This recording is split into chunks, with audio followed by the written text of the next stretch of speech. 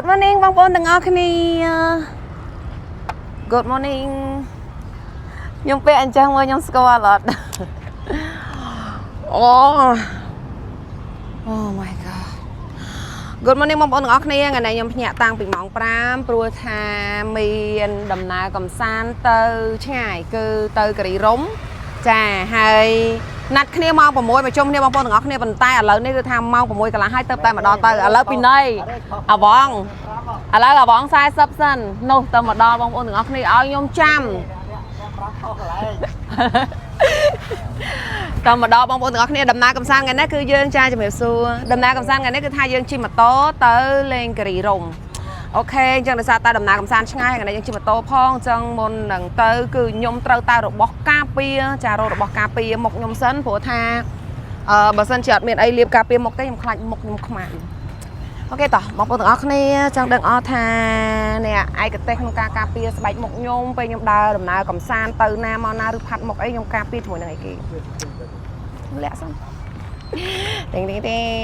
អូខេតោះឥឡូវមុនទៅចាំបំផ្លែតលាប UV ការពារកម្ដៅថ្ងៃព្រឹកសិនnăm nayញ៉ាំអីហើយនៅ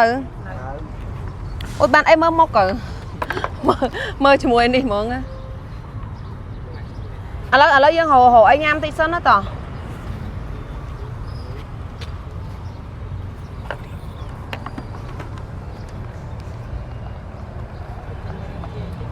ចានឹងឲ្យចាំចេញយ៉ាងជាយតិចក៏បានដែររៀងពិបាកបន្តិចប៉ុន្តែល្អរឿងពិបាកអីយើងអត់មានកញ្ចក់អត់មានអីមើលអញ្ចឹងលក្ខណៈថាយើងមកអញ្ចឹងហ្មងណាឥឡូវម៉ោងតែ 6 កន្លះហេតុអីអូយបងប្អូនទាំងអស់គ្នាខ្ញុំស្រឡាញ់ចា UV ការពារកម្ដៅថ្ងៃរបស់ Nasica នេះខ្លាំងមែនតើមិនថាយើងចូលរួមកម្មវិធីអីឬយើងគ្រាន់តែលាបទៅ Nasica តិចតិចចឹងមកហើយដាក់ក្រែមក្រហមតិចតិចមកគឺថាមុខយើងស្អាតញាក់សាច់ហ្មងអស់នៅស្អាតនៅបងស្អាតនៅ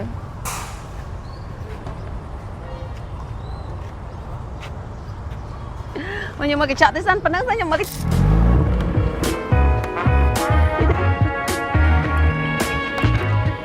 សួស្ដីបងប្អូនទាំងអស់គ្នា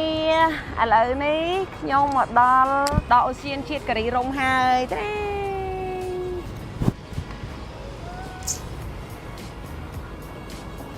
អូមានអារម្មណ៍ថាមកដល់លឿនជាងពេលវេលាដែលកំណត់ទៀតមែនតើទៅជិះម៉ូតូលំហែតាមផ្លូវមិញទទួលបានទាំងអារម្មណ៍ស្រស់ស្រាយផងហើយអីដែលសំខាន់ណាស់មកដល់ក្រោយខ្ញុំទៀតហើយសូម្បីតែមកក៏ឲ្យគេចាំឥឡូវមកក៏យឺតchứអូខេតើតិចទៀតយើងបន្តដំណើរទៅខាងលើមើលថាតាមផ្លូវដែលយើងឡើងទៅការីរ៉ុំតើស្រស់ស្អាតប្លែកភ្នែកមិនខ្លះជាពិសេសគឺនៅក្នុងរដូវវស្សានេះខ្ញុំធានាថាដឹងតែស្រឡះភ្នែកតែជាក់ភ្នែកហ្មងតោះអញ្ចឹងយើងបន្តដំណើរទៅខាងលើទាំងអស់គ្នាទៀតបាយបាយ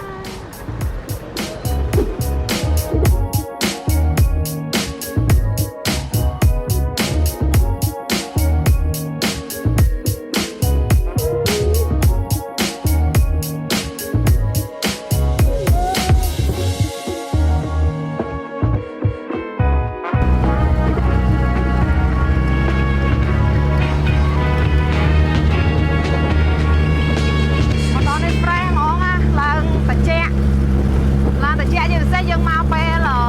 រដូវវស្សាចិត្តទៅសភាពកាន់តែស្អាតវ៉េះហ្មង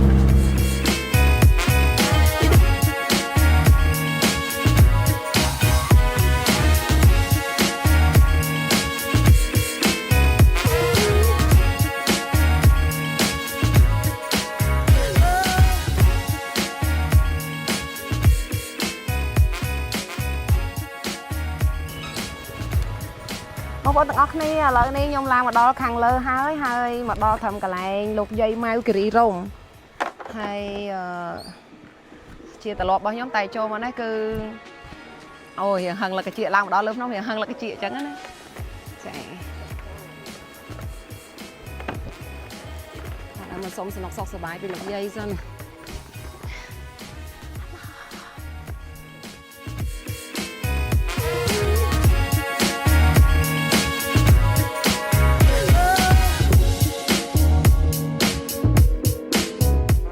បងប្អូនទាំងអ អស់គ្នាឥឡូវនេះគឺខ្ញុំបានមកដល់អតីតព្រះរាជដំណាក់នៅលើកំពូលភ្នំគិរីរម្យហើយបងប្អូនទាំងអស់គ្នាបានឃើញទេសភាពនៅនេះគឺស្រស់ស្រាយខាងទៅបើមកផ្ទាល់កាន់តែមានអារម្មណ៍ថា fresh ហ្មងណាបរិយាកាសវិញគឺយើងមើលឃើញឡើងពណ៌បៃតងឡើងត្រជាក់ភ្នែក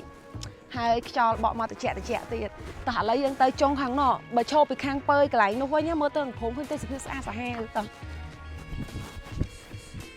នៅពេលដែលបងប្អូនទាំងអស់គ្នាមកដល់អតីតព្រះរាជដំណាក់បងប្អូនទាំងអស់គ្នាកុំភ្លេចចូលមកដល់កន្លែងនេះនៅក្នុងកន្លែងនេះគឺមានអ្វីពិសេសមួយតោះនេះខ្ញុំទៅហាងវ៉ា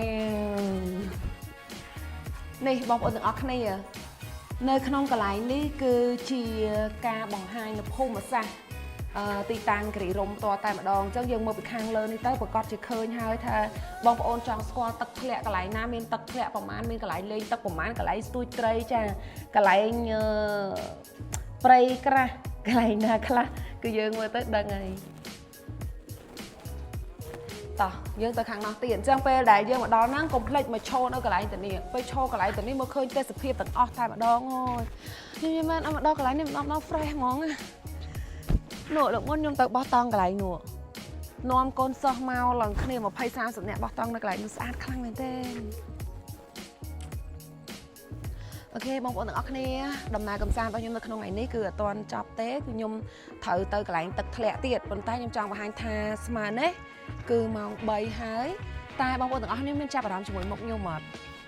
នៅថ្ងៃមកនិយាយពីមុខតិចទៅដោយសារតែថ្ងៃនេះខ្ញុំអត់មានផាត់មុខអីច្រើនទេខ្ញុំលាបតែជាមួយនឹងចា UV ការពារកម្ដៅថ្ងៃរបស់ Nasica បងប្អូនទាំងអស់គ្នាដូចឃើញខ្ញុំចេញដំណើរតាមហាក់មិញអញ្ចឹងគឺខ្ញុំលាបទៅជាមួយ UV ការពារកម្ដៅថ្ងៃ Nasica នេះហេប៉ុន្តែធ្វើស្បែកមុខរបស់ខ្ញុំមានអារម្មណ៍ថាទន់ស្រាលស្អាតមើលទៅបែបធម្មជាតិប៉ុន្តែពេលដែលយើងថតអញ្ចឹងគឺឃើញស្អាតហើយនៅខាងក្រៅក៏ស្អាតដែរព្រោះខ្ញុំចាប់អារម្មណ៍ជាមួយថ្ងៃនេះជួប fan ច្រើនគាត់ថាមុខខ្ញុំមើលទៅក្មេងមិនដឹងថាគេបញ្ចូលឬក៏មិនមែនទេណាចាព្រោះថាថ្ងៃនេះខ្ញុំ make up តិចចាស់គូចាមតិចប៉ុន្តែខ្ញុំលាបច្រើនជាមួយនឹង UV ការពារកម្ដៅថ្ងៃពីព្រោះថាខ្ញុំជិះម៉ូតូហើយខ្ញុំធ្វើដំណើរមកផ្លូវឆ្ងាយចេះមុខខ្ញុំហ្នឹងគឺត្រូវជាមួយនឹងកម្ដៅថ្ងៃខ្លាំងអញ្ចឹងខ្ញុំត្រូវតែប្រើជាមួយនឹង UV ការពារកម្ដៅថ្ងៃរបស់ Nasica ថាល្អមែនតើសូមបងប្អូនទាំងអស់គ្នាត្រូវការគឺអាចទិញបាននៅតាមទីផ្សារផ្សេងៗឬក៏កំងតាម page របស់ Nasica ផ្ទាល់តែម្ដងអូខ្ញុំមកបង្ហាញជាមួយនឹងសាច់លេចាការពារកម្ដៅថ្ងៃរបស់គេនឹងខ្លាំងមែនទែនសាច់ស្អាតណាស់បើថានិយាយរួមទៅមិនថាយើងលាបក្រាស់ប៉ុណ្ណាទេគឺវាអត់មានបតាក់នៅលើសាច់លើស្បែកយើងទេគឺវាចូលទៅលើស្បែកតែម្ដងបងប្អូនទាំងអស់គ្នាដូចមុខខ្ញុំលាបតាំងពីព្រឹកម្សាយណាជាមួយខ្ញុំលាបមកតង់ទៀតណាគឺថាដាក់ញីចូលចឹងហ្មងហើយស្បែកមុខយើងកាន់តែ smooth ចឹងបងប្អូនទាំងអស់គ្នាមិនថាទៅលេងសមុទ្រទៅលេងភ្នំឬក៏ទៅកន្លែងណាសូម្បីតែការ make up ក៏ដោយដែរគឺយើងត្រូវតែប្រើជាមួយនឹង UV ការពារកម្ដៅថ្ងៃមកតង់សិនដើម្បីជួយឲ្យស្បែករបស់យើងនឹងវាអត់ខូចចឹងណាបងប្អូនទាំងអស់គ្នាពេលវេលាពេញមួយថ្ងៃដែលខ្ញុំដើរលេងនៅឧទ្យានជាតិគិរីរម្យគឺថាសប្បាយចិត្ត fresh មែនទែនដោយបងប្អូនទាំងអស់បានឃើញនៅក្នុងវីដេអូនេះអញ្ចឹងឥឡូវនេះគឺខ្ញុំមកដល់កន្លែងទឹកធ្លាក់អូយមានអារម្មណ៍មួយថាស្រស់ស្រាយហើយបងប្អូនក៏បានឃើញដែរថាមុខរបស់ខ្ញុំគឺពេញមួយថ្ងៃត្រូវកម្ដៅថ្ងៃត្រូវធូលីដីត្រូវខ្យល់មិនថាជិះម៉ូតូអីក៏ដោយដែរគឺថាស្បែកមុខរបស់ខ្ញុំគឺនៅតែស្រស់ស្អាតអញ្ចឹងចង់បញ្ជាក់ប្រាប់បងប្អូនទាំងអស់គ្នាថាជាមួយនឹង UV ការពារកម្ដៅថ្ងៃរបស់ Nasica គឺថាមានប្រសិទ្ធភាពគុណភាពល្អប៉ិតអញ្ចឹងដើម្បីថែរក្សាស្បែកមុខយើងឲ្យកាន់តែក្មេងជាងវ័យកុំឲ្យជ្រៅជ្រួញកុំឲ្យឡើងអាចរុយកុំភ្លេចណាជាមួយនឹង UV ការពារកម្ដៅថ្ងៃ Nasica អាចប្រើបានទាំងបុរសនិងនារីបងប្អូនទាំងអស់គ្នាបើមានតម្រូវការអាចធ្វើការតំណែងតាម account page Facebook របស់ Nasica ដែលខ្ញុំដាក់នៅចុងវីដេអូនេះឬក៏អាចទិញនៅគ្រប់ទីផ្សារបាន